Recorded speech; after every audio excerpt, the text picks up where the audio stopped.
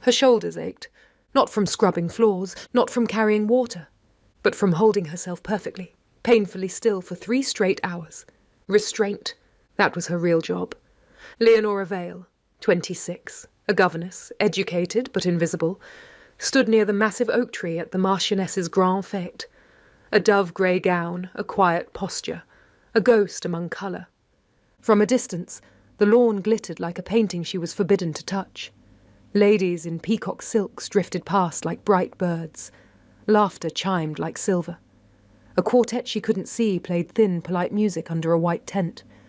Leonora was at the fête, but never of it. Her modest grey dress swallowed her whole. It was armour. It was a cage. Miss Vale. Lady Beaufort's voice sliced through the warm afternoon. Leonora turned, slow and controlled. Lady Beaufort wasn't truly looking at her, just in her direction, sharp as a knife. The boys are not to be a nuisance. Of course, madam. Tap, tap, tap. The fan on her ladyship's wrist kept time like a warning bell. Leonora inclined her head. A reflection. Not a person. The boys, Henry and Thomas Yee, were already restless and bored.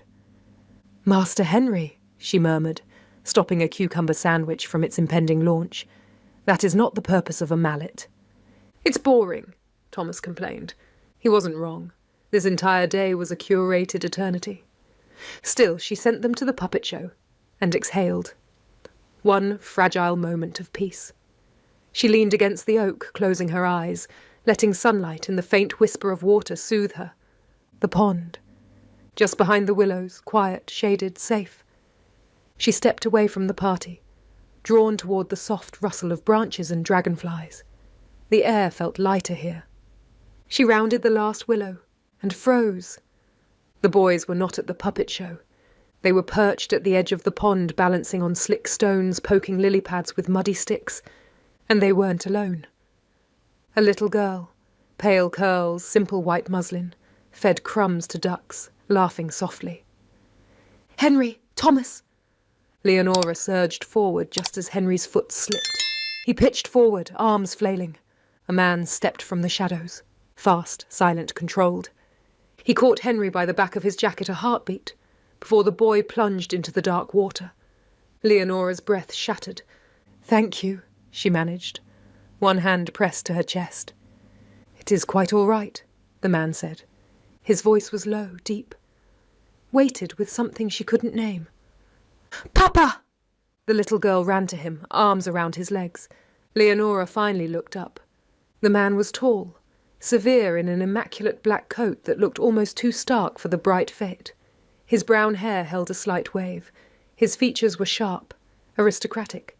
But his eyes, piercing blue, storm bright. Alive with something ancient and unreadable, he was watching her, assessing. Not unkind, but direct. Too direct. Heat burned up her neck. She felt exposed, seen, and it terrified her. You are unharmed? He asked Henry. Yes, sir, Henry muttered. Tabitha, he murmured, resting a hand on his daughter's pale curls. You should not be this far from the house. But the ducks were hungry, she insisted. His gaze returned to Leonora. It lingered. Longer than polite. Longer than safe. A jolt, electric, unwelcome, shot through her. She tore her gaze away. Boys, she said sharply, we are returning. Now. She gathered them and fled. She didn't look back, but she didn't have to. She could feel him watching. Those blue eyes followed her all the way to the squeaking violins and the cloying, polite laughter.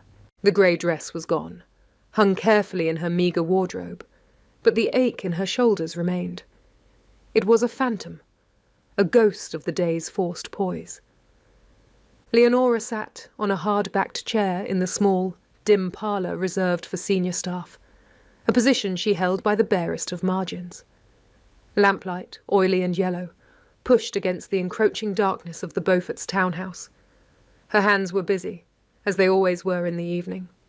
She was stitching a small, three-cornered tear in the knee of Master Thomas's trousers. Mud from the pond. Her needle paused. She hadn't been able to stop it. The memory. It had replayed itself a dozen times in the rattling carriage ride home. a silent, intrusive play staged just for her. The way the shadows had clung to him, the way the sunlight had seemed to carve his profile from the air, the impossible, piercing blue of his eyes. It was a useless, dangerous memory. He was nobility. She was a governess. Their worlds had brushed against each other for a single, static-filled moment, and it was over. An anomaly. A story she would never, ever tell. Her duty was to forget, to erase. She forced her attention back to the ruined fabric, in, out, in, out. The small, neat stitches were a comfort, a familiar rhythm. From the main drawing room down the hall, the sound of raised voices carried. Lord and Lady Beaufort, back from a dinner following the fete, were dissecting the day Leonora did not mean to eavesdrop. She was simply too tired to move, and their voices, particularly Lady Beaufort's, were designed to slice through walls. Utterly mortified, Lady Beaufort was saying. The Marchioness had to move 3 tables. He simply showed up, as if he hadn't a care in the world. "It's a bad business, my dear," Lord Beaufort rumbled. "A very bad business. The man is a pariah." "He makes himself one." Her ladyship's voice was sharp, a staccato of indignation. "He brings that child everywhere. It's a constant, morbid reminder of his failure. Honestly, what is he thinking?" Leonora's needle stopped. "Child." "He is the girl's father, Elspeth," Lord Beaufort said, a note of weariness in his tone. "He is all she has." "And whose fault is that?" He might as well have put the pistol to his wife's head himself. To lose the heir, and then the mother, all in one night. And now he drags that poor, pale creature. Leonora's blood ran cold. Pale curls. A simple white dress. As if daring society to comment. "It's a disgrace to the House of Kingston." The name landed in the quiet parlour with the force of a physical blow. Kingston. Leonora's hand, the one holding the needle, froze mid-air. Her breath hitched, silent. Kingston. A house steeped in tragedy. A name spoken only in whispers, synonymous with grief, scandal, and a devastating, ruinous loss. The late Duchess. The stillborn son, a story so dark it had become a drawing-room legend. And the man at the centre of it, Lionel Kingston. The widowed Duke. The man from the pond. The man with the piercing blue eyes and the ancient weariness in his voice. The man whose gaze had held hers for 1 second too long. "Papa!" The little girl's bright voice echoed in her mind. Tabitha. Leonora's face was a mask of stillness. She stared, unseeing, at the tear in Thomas's trousers.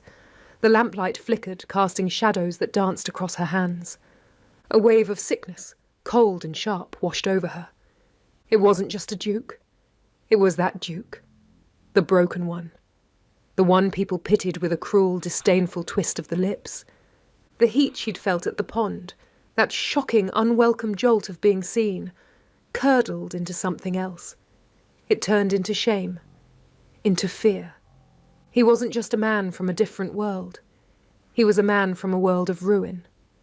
She had stood there, a grey, invisible governess, and stared at a man whose grief was a public spectacle. She had felt that pull. She had been a fool. The needle, still clutched in her fingers, pricked her thumb. A tiny, perfect bead of crimson welled up on her skin. She watched it, mesmerised. The shock wasn't just recognition. It was a deeper, more personal dread. It was the horrifying realisation that when the most tragic, scandalous man in England had looked at her, a small, quiet part of her, a part she thought she had buried long ago, had wanted him to look again. The invitation was a bomb wrapped in cream-coloured, heavily weighted cardstock. It was delivered by a footman in the sober Kingston livery, and it was addressed not to Lady Beaufort, but to Masters Henry and Thomas. "Miss Kingston requests the pleasure of your company to share in her lessons this Wednesday." A smaller, separate note, penned in the same precise, elegant script, was addressed to Lady Beaufort. It was from the Duke himself. It was a masterpiece of cold, aristocratic courtesy, stating that his daughter had enjoyed the boy's company and, in her isolation, would benefit from their scholastic companionship. It was, Leonora realised with a sickening lurch, completely unrefusable.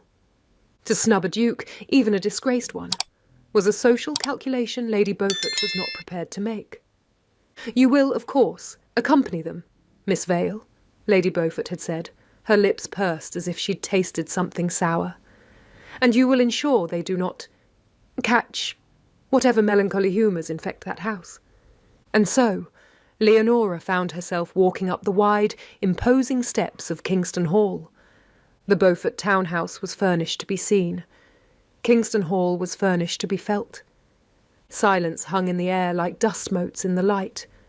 The marble floors were vast and cold, the ceilings so high they seemed to belong to the sky, every footstep echoed.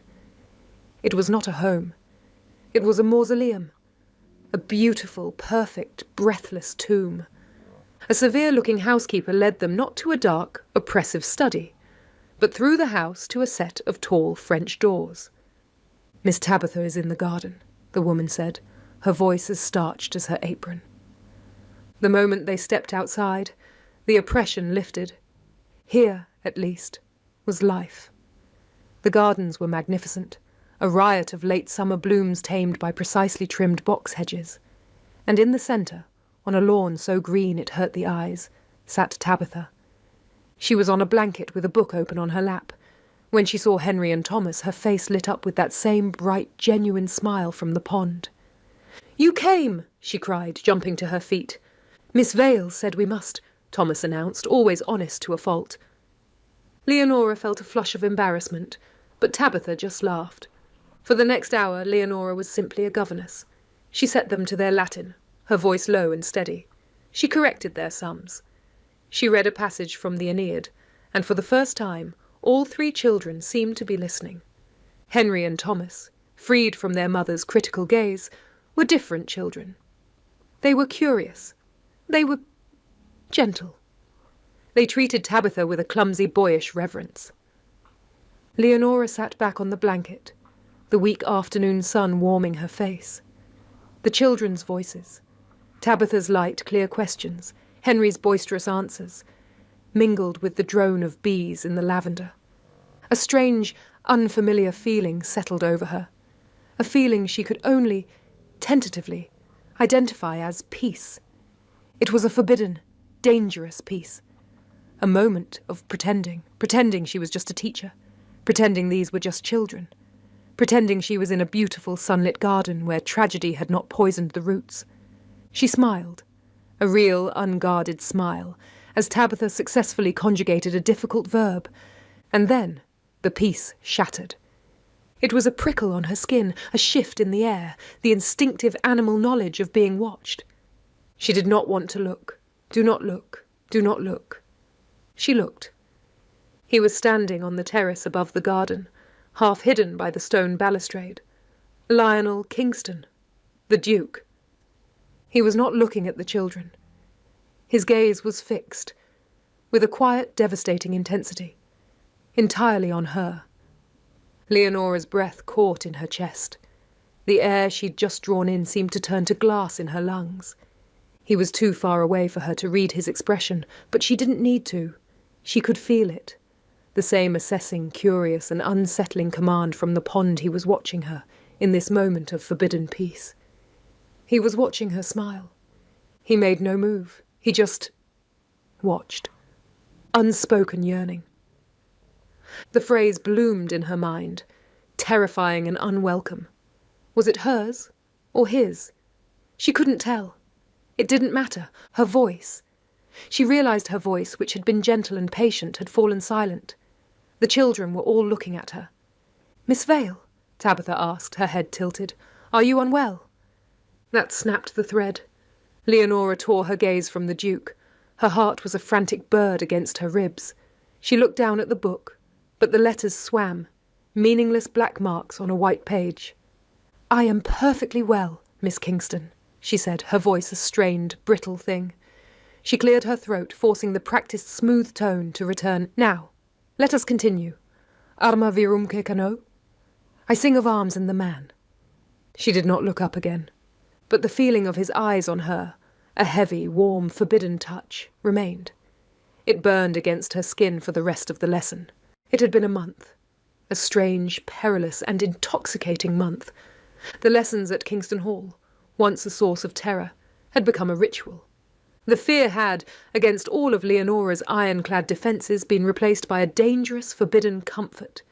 She had learned the rhythm of the house. She knew, for instance, that on Tuesdays the sun hit the library globe at 3 o'clock, spinning a small, bright rainbow on the far wall. She knew Tabitha would save her a seat on the softest rug, and that Henry and Thomas, freed from their mother's suffocating judgment, were actually bright, funny, and kind. They loved it here.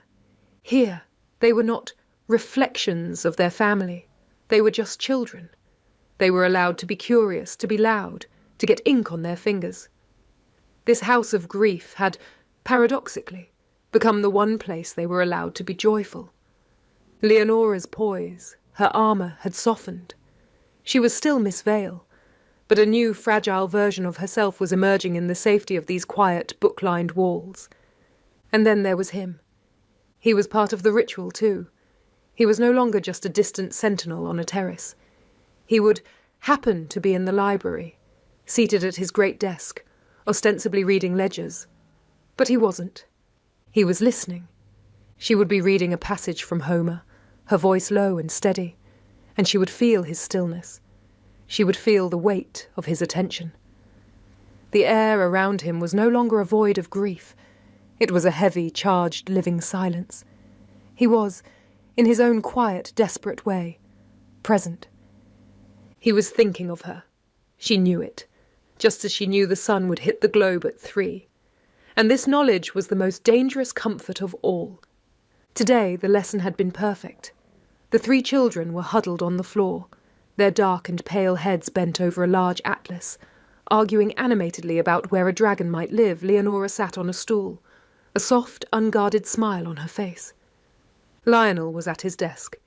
He had not turned a page in 20 minutes. The clock chimed 4.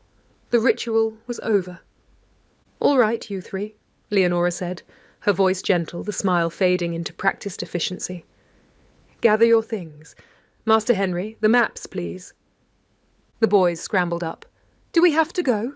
Thomas whined, the regular complaint. "Yes, you do." Lionel stood, the sound of his chair scraping the floor a soft, final note. "Thank you for the lesson, Miss Vale." "Your Grace." She curtsied, her eyes on the floor. He left the library, as he always did, just before them. She let out the breath she was holding. "Henry, Thomas, to the hall, please. Put on your coats, I will be there in a moment." "Yes, Miss Vale," they thundered out, their energy restored. Leonora knelt to retrieve the heavy atlas. She was alone with Tabitha. "Miss Vale." Leonora looked up. The little girl was standing very still, her hands clasped, a thoughtful expression on her face. "Yes, Tabitha." Tabitha stepped closer, her head tilting as if recalling a puzzle. She lowered her voice to a confidential, innocent whisper. "My papa called your name in his dream." The blood in Leonora's veins did not just run cold. It stopped. It turned to ice. Her smile evaporated, her face going pale. The world, the safe, new, warm library, tilted. Tabitha, unaware of the bomb she had just detonated, continued. "He just said, 'Leonora,' just like that. The name. Her name. A name he had no right to." Leonora's hand flew to her mouth, her fingers pressing hard against her lips as if to stop a gasp. Her eyes, wide with a profound, terrifying shock, were locked on the child's innocent face. She heard a sound in the doorway. She looked up, her heart a frantic trapped bird. Lionel was standing there. He had returned for his gloves. He had not heard the whisper. But he saw her face. He saw her hand at her mouth. He saw the colour gone. He saw the sheer, unadulterated shock in her eyes, and the way his daughter was looking up at her. He froze. His blue eyes, which had been passive, narrowed with a sudden, sharp, dawning question. He knew. He knew something had just been said. And Leonora, her face pale, her world shattering, stared at him. The unspoken was, catastrophically, spoken. The fuse was lit. It had been 3 days. For 3 days, the whisper, Leonora, had lived in her stomach like a shard of glass. The walk to Kingston Hall, usually a 20-minute escape, was a march. She was a soldier, her armour of grey wool pulled tight, her face a mask of ironclad neutrality. She could not, would not, let what she knew show. She entered the library. The children, blessedly, were already there, and they ran to her. But the room was not empty. He was at his desk. He was watching her. The lesson was a disaster. The words she read were meaningless. Her voice, usually so calm, was brittle. She snapped at Henry for a minor error, a sharpness that made all 3 children fall silent, their eyes wide and wounded. Shame, hot and acidic, flooded her. She was failing them. She could feel his eyes on her, a physical weight. He wasn't reading. He was just watching, waiting. The air was so thick with unspoken questions she thought she might suffocate. When the clock chimed 4, she shot to her feet, her relief so profound it was almost a gasp. "That is all," she said, her voice strained. "Children, gather your things. Now." She fled the room, herding them before her. She didn't look back. She just needed to escape. They were in the grand hall. She was on her knees, her hands fumbling, yanking at the buttons of Master Thomas's coat. The footman, seeing her distress, pulled open the massive front door. It was not a path. It was a wall of white water, a violent, horizontal deluge that exploded into the hall. A crack of thunder so loud it shook the floor followed an instant later. "You will not walk in this," a deep voice commanded. Lionel was there, standing just behind her. His presence was a solid wall of heat at her back. "My lady will be expecting us," Leonora protested, her voice a thin, desperate whisper. "She will expect you not to be drowned," he said, his voice hard. "It is dangerous. I will have the carriage brought around." It was an order. Within 5 minutes, the closed carriage was at the steps, the horses already slick and nervous, their eyes wide. Leonora, Henry, and Thomas scrambled in. A footman climbed in with them. The carriage door slammed, shutting him out. Leonora sagged against the velvet squabs. A breath she felt she had been holding for 3 days escaped her. She was safe. She had escaped. The carriage lurched forward into the chaos. It was a terrifying, lurching ride. The carriage slid on the new mud, the world outside a blur of water and wind. They were on the main estate road, approaching the great stone bridge that crossed the river. But the river had become a churning, brown, angry monster. With a sickening groan, the carriage slid sideways, tilted violently, and sank into the sucking mud. The wheels spun with a high-pitched whine, then stopped. They were stuck. The boys cried out. "Stay here!" the footman shouted. He shoved the door open and jumped out, sinking to his knees in the rushing, muddy water. They watched in terror through the window. The footman put his shoulder to the massive back wheel, his boots slipping, his body straining. He was trying to get leverage, but the wheel wouldn't budge. He was fighting a losing battle. He stopped, breathing hard, and looked ahead at the bridge. What he saw made his face go pale. The river was no longer under the bridge. It was roaring over the stone arches. The entire route was impossible. He ripped the carriage door open, his face a mask of panic. "Miss Vale, it's no good," he shouted over the storm. "The wheel is sunk, and I can't release it. The route is impossible. The bridge is going under. It's best we turn back, miss. It's not safe." Defeat, cold and absolute. The footman, with a final desperate heave, managed to get the carriage pointed back toward the house. The ride back was a slow, humiliating, mud-sucking retreat. He was waiting for them on the steps, his face a grim, set mask. The moment the door opened, he took complete command. "Mrs. Davies, take the children now."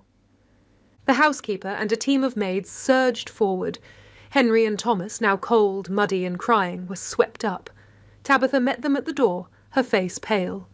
"Take them to the nursery wing," Lionel ordered. "Get them bathed and fed. Find some nightgowns for them." The children were gone. The servants were gone. Her duty was gone. Leonora was left standing in the centre of the grand marble hall. Her modest grey dress was ruined, soaked, and dripping a muddy puddle onto the immaculate floor. She looked up at him. The mask of duke and governess was gone. She was just a woman, trapped in a house with a man who called her name in his sleep.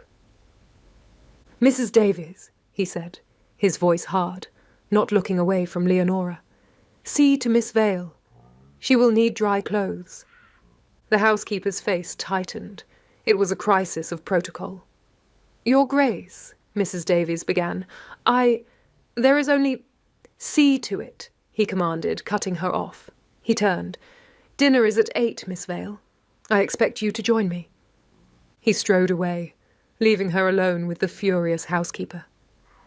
An hour later, Leonora was standing in a vast, cold, silk-lined guest room. Mrs. Davies had returned, her face a mask of iron, her arms carrying a dress. It was not one of the simple, oversized cotton nightgowns the boys had been given. It was a simple evening gown of deep watered silk, the colour of a midnight sky. It had belonged to the late Duchess. "It is all that is appropriate, miss," the housekeeper said, her voice dripping with disdain. Now, Leonora stared at her reflection in the tall mirror. The dress fit as if it were made for her. The silk, a whisper-soft replacement for her grey armour, clung to her. She looked, to her own horror, beautiful.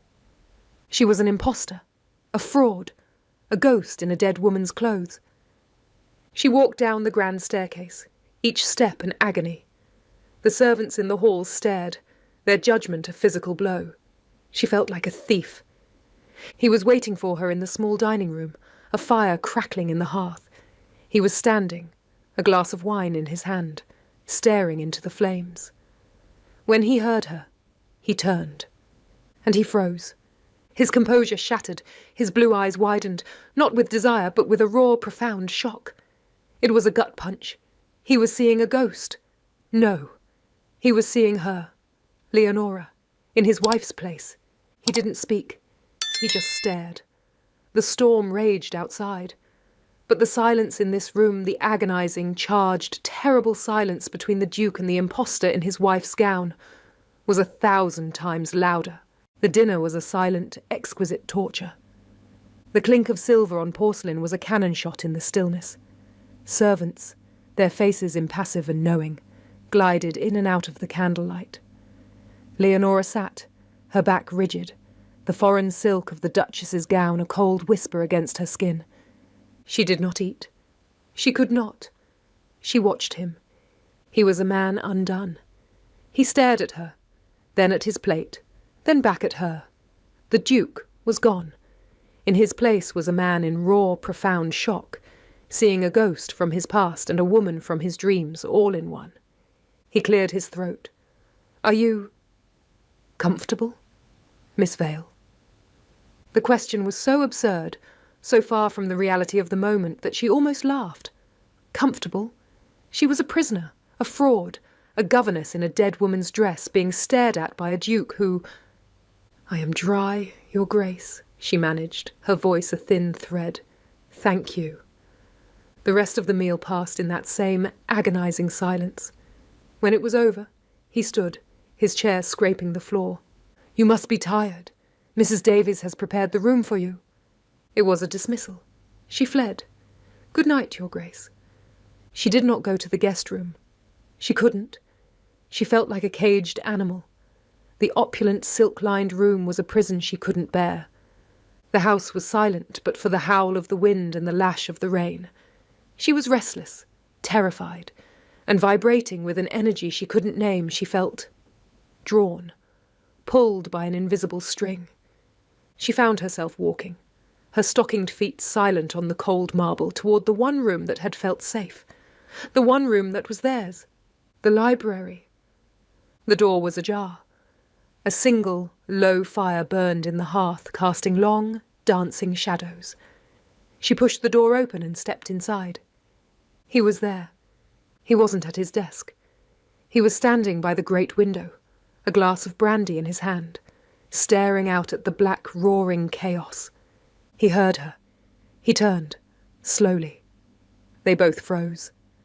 This was it. The pretense was over. There was no duke, no governess. There were no children, no servants, no rules. There was just the storm, the firelight, and the two of them, trapped. I couldn't sleep, she whispered, her voice trembling. She was still in the silk dress, rubbing her arms as if she were cold.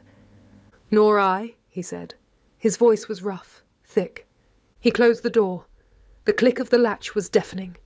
It was the sound of the world being locked out. He walked toward her, not as a duke but as a man, his eyes fixed on hers.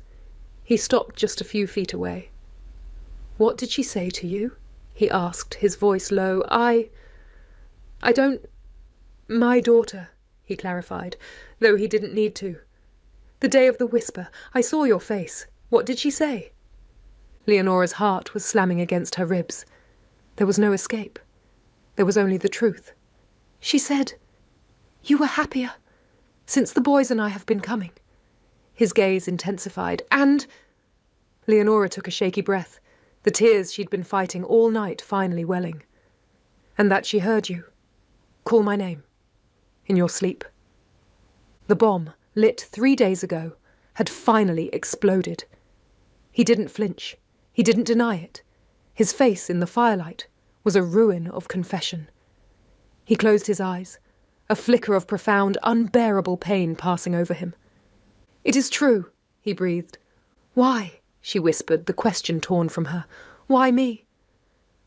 He looked at her, and the raw, unshielded loneliness in his eyes matched her own. "Because," he said, his voice cracking, "you are the only person who has been in this house for 3 years who has not looked at me with pity. You are the only one who has been real." He took the final step. He was in front of her. He smelled of brandy and the storm. "You are a ghost in a grey dress, Leonora. And I am a ghost in this house, I think. I think we are the only two people in the world who truly see each other." He raised his hand. It was shaking. He didn't touch her, not yet. "Tell me to stop," he whispered. "Tell me to leave this room. Tell me I am mad." She couldn't. She was shaking her head, a silent, tearful no.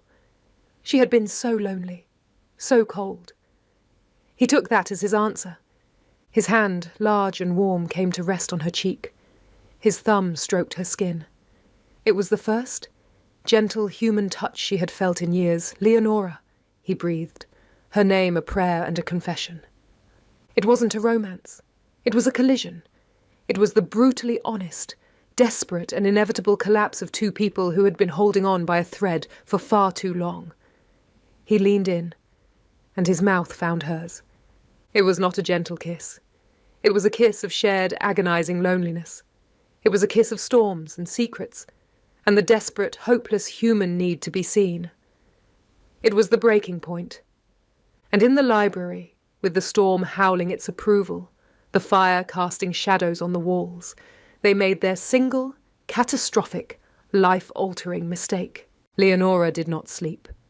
She sat in the opulent guest room, still in the Duchess's silk gown, and watched the grey, watery dawn break. The storm had lessened, but the sound of the rain was now a miserable, steady drum.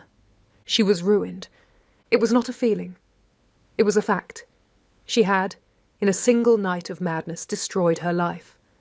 The cold, clear light of morning had arrived, and with it, the shame it was a physical, leaden weight in her stomach.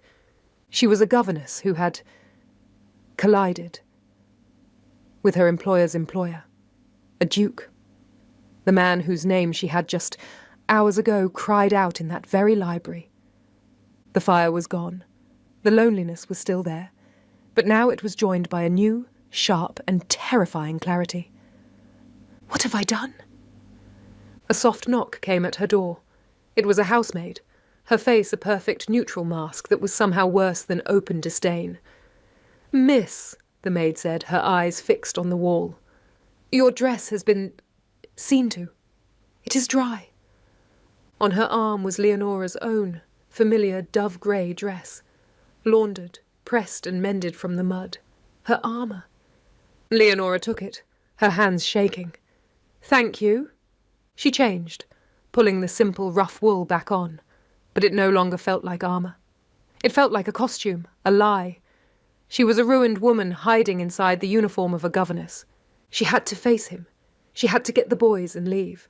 She walked down the grand staircase. The house was awake. Servants were bustling, their footsteps echoing. They did not look at her. They looked through her. But it was a different kind of invisibility now. It was not the invisibility of a ghost. It was the invisibility of a stain they were politely ignoring. He was in the morning room. He was not dressed for riding or for work. He was in the same clothes as last night, his hair dishevelled, a cup of untouched coffee on the table. He looked as wrecked as she felt. He stood the moment he saw her. "Leonora," he said, his voice a low, rough thing. She flinched. He had no right to that name in the light of day. "Your Grace," she said, her voice a cold, brittle whisper. "The storm. Has it passed? I must see to my charges." "The storm has passed," he said, walking toward her. "The main road is. They are clearing it. The carriage will be ready in an hour. Thank you." She turned to leave. "Leonora, wait." She stopped, but she did not turn around. "Last night," he began, his voice thick with a new, raw honesty. "Leonora, look at me." She turned slowly. Her face was pale, her eyes hollow. He looked desperate. The aristocratic mask was gone. "That was not," he said, his voice dropping, "a mistake. Not in the way you think." "Please, Your Grace," she begged, her voice shaking. "Do not. We must forget this." "I cannot," he said, and the words were a confession. "I will not." He took a step, but she recoiled, and it stopped him, a physical blow. "You do not understand," she whispered, the shame finally breaking through. "You are a duke. You have everything. I was a governess. I have nothing but my reputation. And last night, in that library, you took it, and I let you." The truth of it, spoken aloud, hung in the air. His face, which had been soft with this new, raw emotion, hardened. He finally understood. "You believe," he said, his voice dangerously quiet, "that I used you." "It does not matter what I believe," she said, a single tear tracing a hot path down her cold cheek. "It is what the world will believe. It is what I know." Before he could answer, the door opened. It was Mrs. Davies. "Your Grace, the carriage is ready. The boys are in the hall." "Salvation." Leonora turned and fled. Not walking, but almost running. She found the boys, scrubbed clean and dressed in their still damp clothes from yesterday, chattering about their adventure. "We slept in a duke's house," Henry was saying. "Miss Vale, are you ill?" Thomas asked, seeing her pale face. "I am tired, Master Thomas. We are going home." She herded them out the front door, into the grey, wet daylight. The Duke's personal carriage was waiting, the crest on the door a flashing golden accusation. She did not look back. She did not see him step out onto the porch. She did not see him watch her, his face a mask of conflict and a new, terrible resolve. She climbed into the carriage, a ruined woman in a grey dress, and was driven away, leaving the man who called her name in his sleep standing, alone, in the cold morning light. The silence from Kingston Hall had become permanent. Leonora's note, claiming a severe chill after the storm, had gone unanswered. In the weeks that followed, the hope she'd secretly, stupidly harboured, that he would send a note, a word, had curdled and died. It was over. She had been a mistake, a momentary rain-soaked madness. He was a duke, and he was forgetting her. She threw herself back into her work, her poise a brittle, fragile thing. She was a ghost again, but this time she was haunted. The shame was a dull, constant ache, but it was no longer her only secret. A new, sharper terror had joined it. 4 weeks after the storm, she had realised she was late. She'd told herself it was the stress, the nervous exhaustion, the humiliation. Now, 2 weeks after that, the hope that it was just stress was gone. It had been replaced by a physical, lurching, undeniable fact. The sickness had begun. This morning she was trying to teach the boys their geography. Master Thomas was eating a warm, sugared bun, the sweet, yeasty scent wafting through the schoolroom. And the capital of Prussia, Master Henry, is... The smell hit her. It was not a smell. It was a physical blow. A wave of intense, debilitating nausea rose in her throat. She didn't make a sound. Her hand flew to her mouth, her eyes wide with panic. "Miss Vale?" Henry asked. She couldn't speak. She just shook her head, turned and ran. She fled the schoolroom, her footsteps a frantic, ungraceful echo in the hall, and barely made it to the washroom. A governess did not run. A governess did not get ill. A governess did not, under any circumstances, lose control. She had just, in one public, desperate act, failed on all 3 counts. She was summoned an hour later, not to the morning room for a private scolding, to the main drawing room. This was not a reprimand. It was a judgment. "Miss Vale." Lady Beaufort was standing by the cold fireplace, her hands clasped. Her face was not angry. It was, to Leonora's horror, a mask of cold, reptilian concern. "You have not been yourself. For some time, in fact." Leonora stood, her hands clenched at her sides. "My apologies, my lady. It is a passing... Is it?" Lady Beaufort cut her off, her voice smooth. "You were unwell immediately following your unfortunate night at Kingston Hall. And for 2 weeks now, you have been visibly ill. You abandoned my children in the middle of a lesson the staff is whispering, Miss Vale." She took a step closer. "They see a weakness. They see a governess who spent a night in a pariah's house, a governess who returned in that man's personal carriage, and who has not been well since." Leonora felt the blood drain from her face. Lady Beaufort, in her cold, calculating way, had just added 2 and 2. She didn't know the whole truth, but the scandal she could see was enough. "I will not have it," Lady Beaufort said, her voice a quiet, final knife. "I will not have my family or my household tainted by this nervous exhaustion." She moved to her desk. "You are clearly not well. A governess with a weak constitution is of no use to me. I have, therefore, taken the liberty of writing to your aunt." Leonora's heart stopped. "She is expecting you. You will go to her to recover. A long, quiet convalescence in the country." "My lady," Leonora whispered, "my position—" "We will, of course," Lady Beaufort said, not looking at her. "Find a temporary replacement. We will see how you feel after your recovery." It was a soft dismissal, a polite execution. She was being disappeared. She was being sent away before the real scandal, the one growing inside her, could surface and taint the Beaufort family. She had no choice. She couldn't fight. To fight would be to admit she had something to hide. "Yes, my lady," Leonora whispered, the shame a hot, bitter taste. "Thank you, my lady." She was an exile. The journey, a 2-hour trip in a public coach, was a blur of shame. Leonora, the exiled governess, was now Leonora, the failed woman, retreating to the one place that had to take her in. Her Aunt Clara's cottage was small, tidy, and smelled of lavender and old linen. It was a life of impeccable, crushing quiet. Her aunt, a woman of simple routines and a kind, unquestioning nature, had accepted the nervous exhaustion story with a frown, tutting over how the Beauforts always worked their people to the bone. Leonora was, for the first time in her adult life, safe. And she had never, in her entire life, been in more profound, agonizing danger. She had a new ritual now. It was not the warm, sunlit ritual of the Kingston Library. It was a cold, secret pre-dawn one. She would wake in the dark, her hand pressed to her mouth, the lurching nausea a familiar, terrible greeting. She would rise, her feet silent on the cold floorboards, and be ill into a small porcelain basin, muffling the sounds with a towel. She would wash the basin, hide it, and be back in bed, her face pale, her heart hammering. before her aunt's footsteps were heard on the stairs. She was a prisoner in her own body. "You are still so pale, child," her aunt said this morning, sliding a cup of strong, hot tea toward her.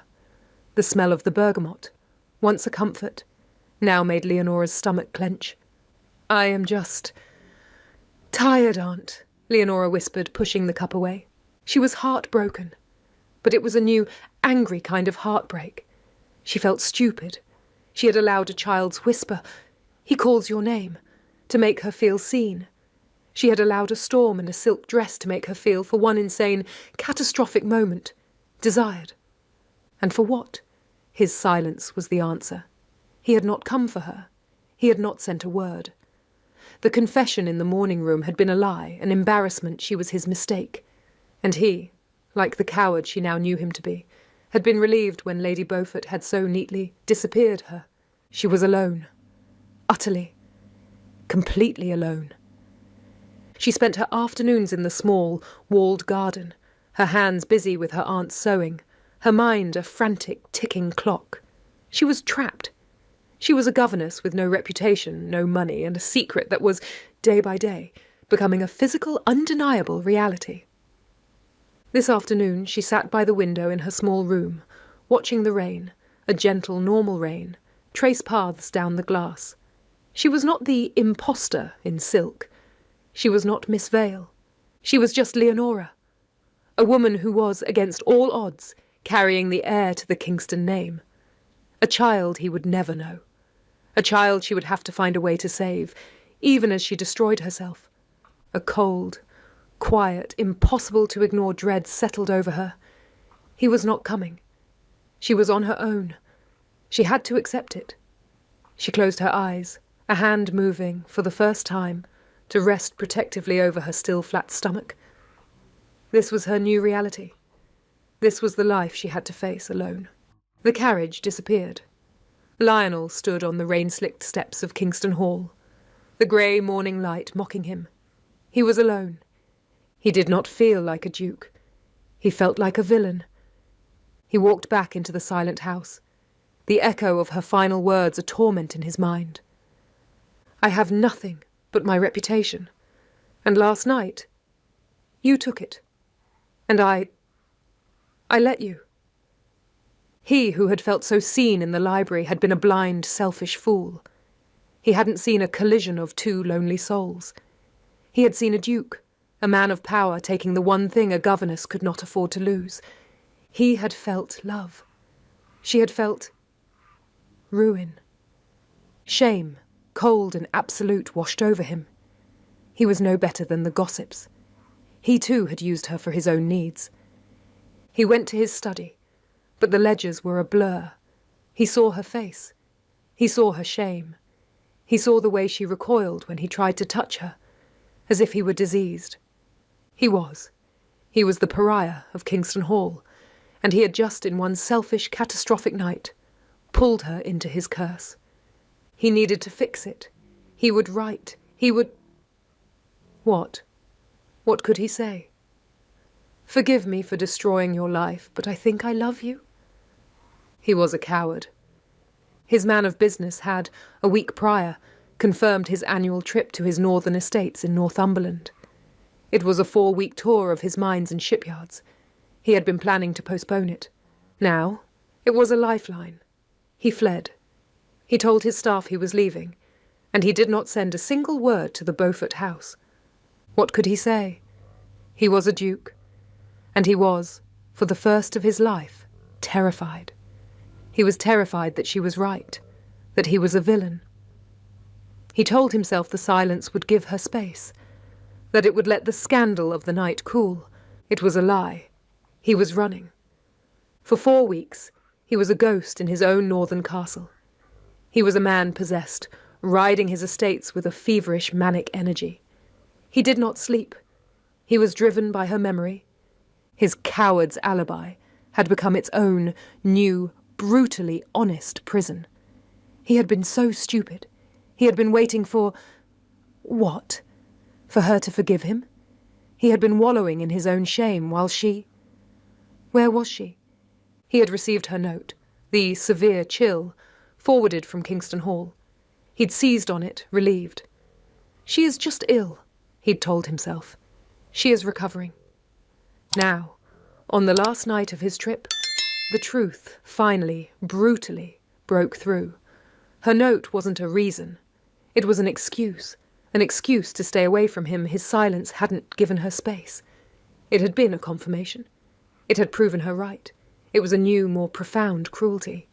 He was a 30-year-old duke, and he had been hiding in the north like a terrified schoolboy, while the only woman who had ever been real in his house was suffering alone. He didn't just want her. He loved her. The realization was not romantic.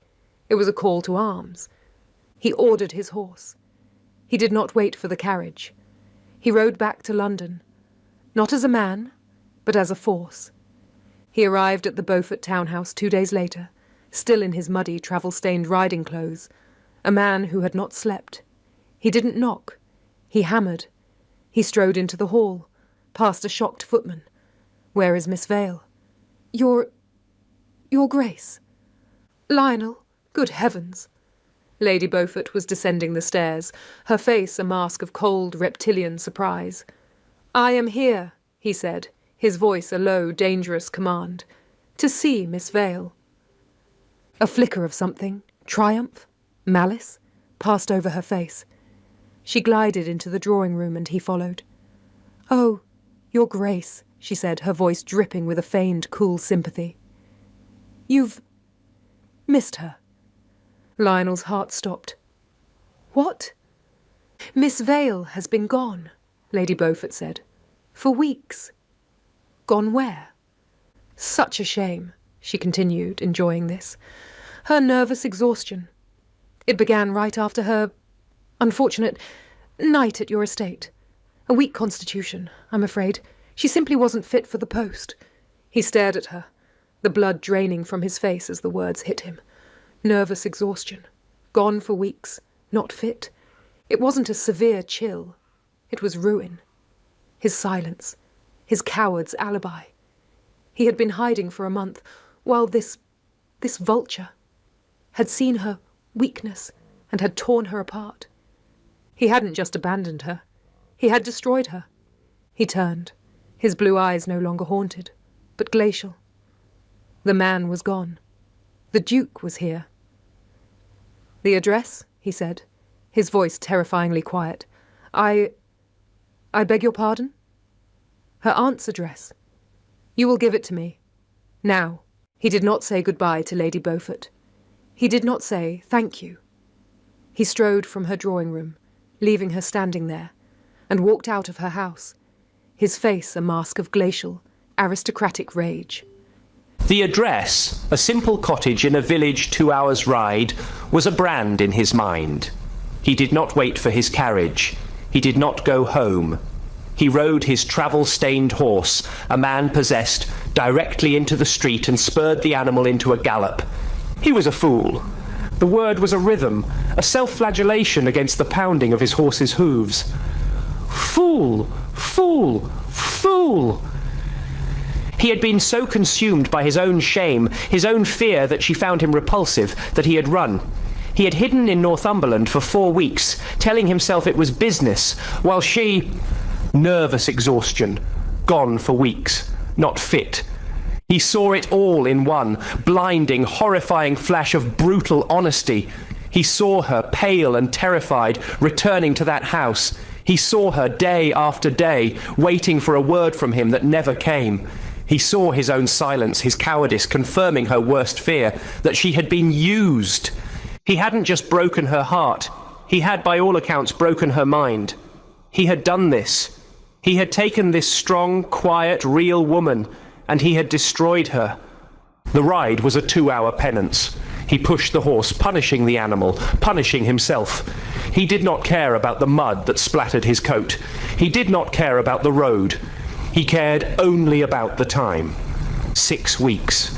He had let her suffer, alone, for 6 weeks. He thundered into the small, quiet village, a dark, chaotic force in a peaceful world. He found the lane. He saw the cottage. He dismounted, his legs shaking with exhaustion and adrenaline, and slammed his fist on the small wooden door. It opened. A small, older woman, her face kind and confused, looked up at him. She saw a tall, powerful, wild-eyed man in an expensive, mud-splattered coat. She didn't see a duke. She saw danger. Can I help you, sir?" she stammered. He was breathing hard. He had no time for pleasantries. "I am here for Miss Vale," he said, his voice a low, rough command. Miss Vale." The aunt's eyes went wide with terror. This powerful, angry stranger here. "Sir, she is not well. I must ask who is calling." "Aunt Clara?" The voice was small, weak. It was hers. Leonora appeared in the narrow hallway behind her aunt. She saw him, and she stopped. Her face, already pale, drained of all remaining colour. Her hand flew to her throat, and she took a single stumbling step back. This was the man from the library. This was the man from her dreams. This was the man who had abandoned her. "You!" she breathed, her voice a whisper of pure shock. The aunt was frantic, looking between her pale-as-death niece and this terrifying stranger. "Leonora, child, who is this man?" Leonora couldn't take her eyes off him. The terror, the anger, the 6 weeks of shame, it was all there. And she said the only two words that could explain the catastrophe, the two words that made her aunt's jaw drop. "Your Grace?" The title, spoken in a whisper, was a bomb that detonated in the tiny, quiet hallway. The aunt's hand flew to her own mouth as she finally understood. Lionel's eyes never left Leonora's. He saw her terror. He saw her shame. "Leave us," he said to the aunt, his voice hoarse. It was not a request. The woman fled. They were alone in the small, lavender-scented hallway. "You should not be here," Leonora whispered, her voice trembling. She was backing away. "No," he said, his own voice wrecked. "You are right." He took a step, closing the distance. She flinched. "I should have been here 6 weeks ago." The confession was torn from him, a raw, ragged admission. "Leonora, He stopped, the shame choking him. "I was a coward." Her eyes, wide and terrified, were locked on his. "You told me the truth," he said, his voice a brutally honest, desperate whisper. "You told me what I had done, and I ran. I went to Northumberland. I hid. I told myself it was business. I am a fool. I am so sorry. Please forgive me." He was a duke. He was the most powerful man she had ever met, and he was standing in her aunt's hallway, begging. He was begging. A duke, wrecked and mud-splattered, was standing in her aunt's hallway, begging. Leonora's shock, her terror, it all fractured. And underneath, the raw, brutally honest anger of the last 6 weeks, the anger of the woman who felt stupid and abandoned, finally erupted. "Forgive you," she whispered, her voice shaking with a sudden cold fury. "Forgive you for what, Your Grace? For running? Or for ruining me first?" He didn't flinch. He didn't make an excuse. He took the blow, and his eyes, raw and honest, met hers. "For both," he said, his voice ragged. "For both. They are the same crime." You got what you wanted," she accused, the tears finally, hotly spilling over. "A collision. A moment of madness. And you left." "No," he said, stepping closer. She didn't back away this time. "I left because I was a coward. I came back because I am a bigger fool." "You've come back for what?" she cried, her hands clenching. "To ease your conscience. You've done it. I am as I was. You can go." "I can't go." The words were so simple, so quiet, they silenced her. "That's what I learned in Northumberland," he whispered, his gaze desperate. "I can't go." He took a breath, the brutally honest confession he had rehearsed for 2 hours on horseback finally spilling out. For 3 years, Leonora, I have been a ghost. I've been a performance. The pariah duke. The man in the window. I was a public spectacle of grief, and people either pitied me or feared me, and then... you. He shook his head, a look of pained, raw wonder on his face. You never looked at me with pity. You looked at me with fire. You were the only real thing that has happened to me in 3 years. You were the only person who saw me. He was in front of her now, but he didn't dare touch her. And I love you for it, he breathed. I am in love with you. She was crying, her hand over her mouth, her entire body shaking. I am not here to apologize and leave, Leonora, he said, his voice gaining a new, hard strength. I am here to fix what I broke, and I am not leaving this cottage without you. Her eyes widened. This is not a proposal, he said, and for the first time, she saw the Duke in his eyes, the commander. This is an alliance, the one we should have made 6 weeks ago. He laid out the truth, the same brutally honest truth he'd confessed to himself. They will call you an opportunist. They will call me a fool. They will say you are a whore. They will try to destroy us. And I find, Leonora, I do not care. He reached out, his hand shaking, and finally, he cupped her face. Marry me, be my duchess, and we will stand together and let them all go to hell. She stared at him, the Duke who was offering her a war instead of a happily ever after. It was the most honest, real, and romantic thing anyone had ever said to her. You are mad, she sobbed. I have been. For 6 weeks, he whispered, his thumb brushing away a tear. Marry me. She looked at this man, this broken, flawed, honourable man who had ridden here, who had confessed his cowardice, who had offered her everything without knowing the one secret that would demand it. And she made her choice. Yes, she whispered, yes. His entire body sagged in relief. He didn't shout. He just closed his eyes and leaned his forehead against hers, his hands holding her face as if she were the only thing keeping him upright. Yes, he breathed. The word, a prayer. He kissed her. It was not the desperate, frantic collision from the library. It was a promise. It was a seal. He held her, his arms a strong, safe, real band around her. We'll leave for London now, he said against her hair.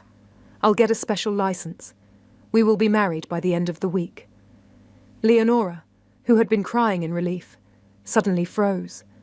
The joy evaporated, replaced by the cold, ticking clock of her other bigger, more terrifying secret. He felt her go rigid. He pulled back, his eyes searching hers. Leonora, what is it?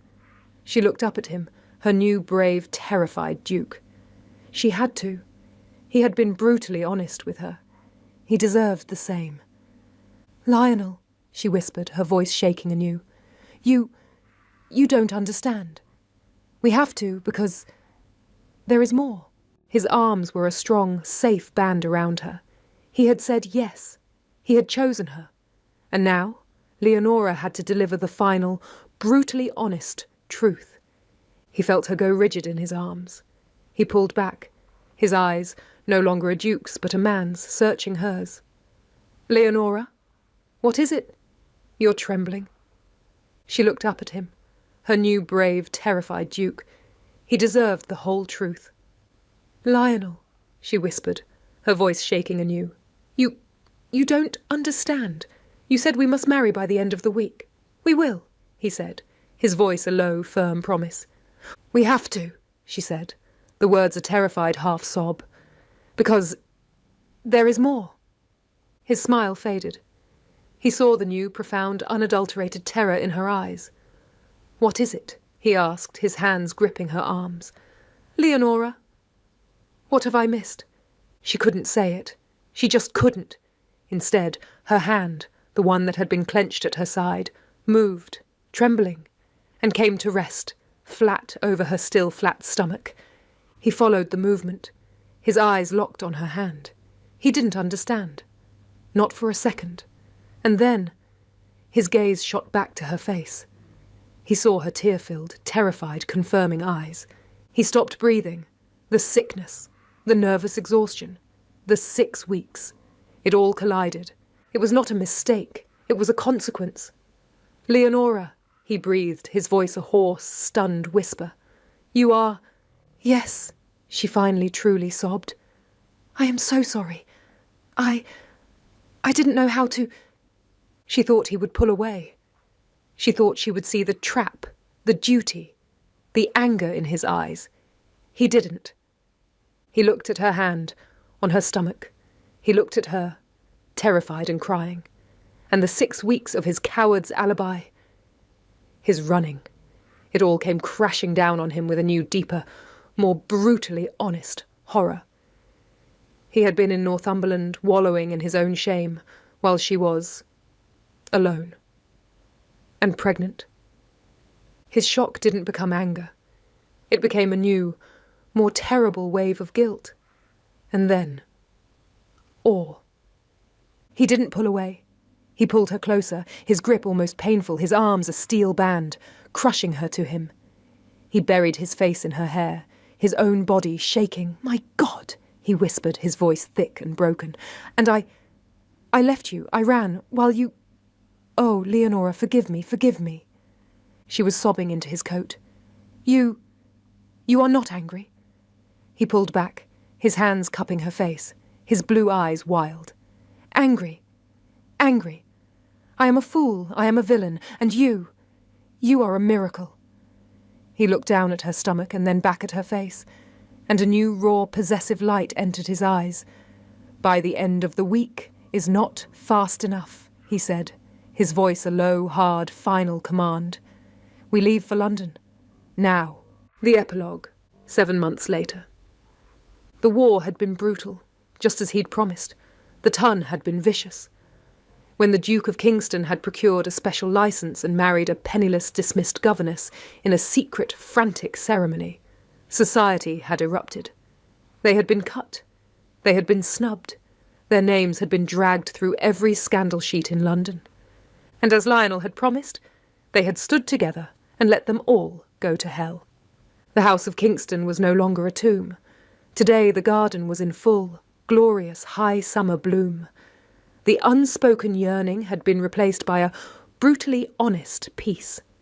Leonora, no longer an impostor in silk, but the Duchess, was sitting on the stone bench. The sun was warm on her face. Tabitha, her laughter now the main sound of the house, was running on the lawn, holding up a new, albeit clumsy, drawing. Lionel walked across the terrace. He was not the ghost in the window. He was a man, home. He reached the bench. He did not sit. He just looked down at who Leonora was holding. She looked up at him, her eyes, the same ones he'd first seen by the pond, now filled with a deep, quiet, earned love. In her arms, wrapped in a simple, soft blanket, was a sleeping, healthy, newborn baby, a boy. Lionel reached down, his large, scarred hand, a hand that had been clenched in shame and guilt, now gentle. He stroked the baby's cheek with one finger. This was not a mistake. This was not a consequence. This was his son. "He is," Lionel said, his voice thick, "a new beginning." Leonora smiled, her own hand coming to rest on his. "He is," she whispered, "the heir." The House of Kingston was, finally, at peace.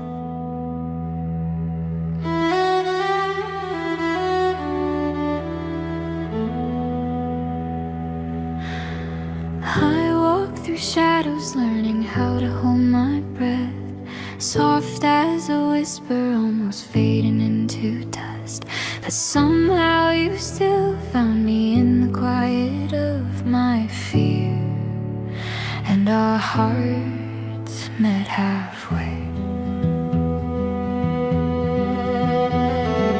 I built my walls from sorrow I could never speak, carry the winter like a burden on my chest. But the way you looked at me undid the cold inside, and your light led me home.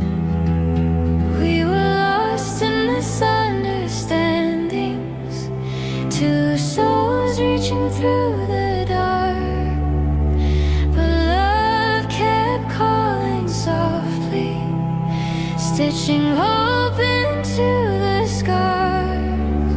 Now the silence isn't lonely, now the night is full of grace. For the first time I know your heart.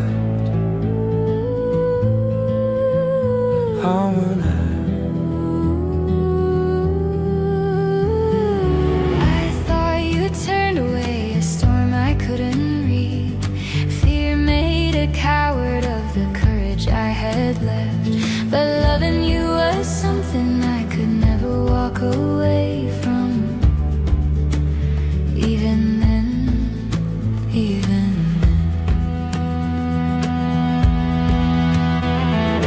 I searched the rooms you used to fill with gentle sound, every corner haunted by the absence of your steps. I never knew the truth you carried trembling in your hands, till I learned what I'd lost.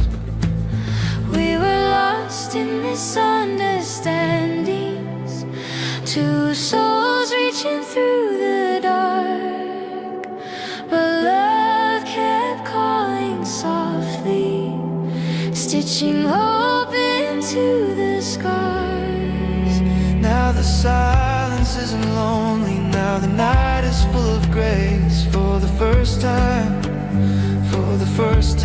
I know your heart.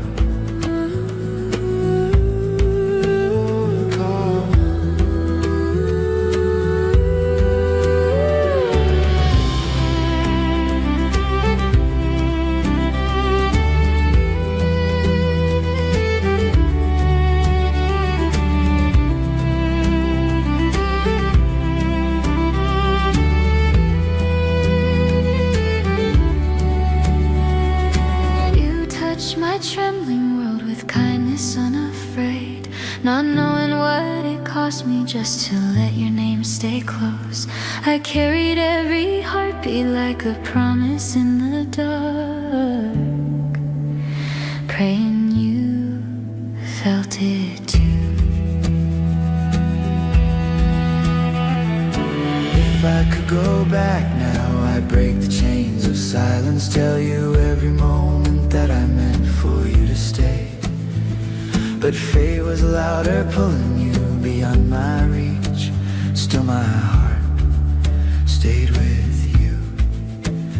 All the wrong words spoken, all the right ones left unsaid. Yet somehow love still found us in the quiet where we bled. You were made of ashes turning back into living light, and I was learning how to breathe again.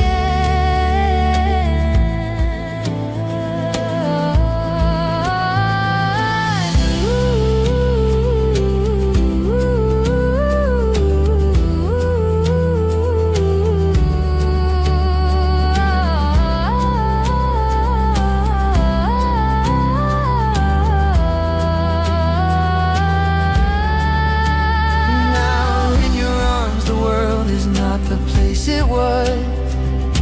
Fear has grown smaller, standing in your steady warmth. You held me like a truth that time could never take, like dawn finally breaking. And with our child asleep against your gentle skin, I swear I feel the heavens stitching close the years we lost. Every wrong turn we survived was leading here to you, to this love, home at last. We were lost in misunderstandings, two souls reaching through the dark. But love kept calling softly, stitching hope into the scars.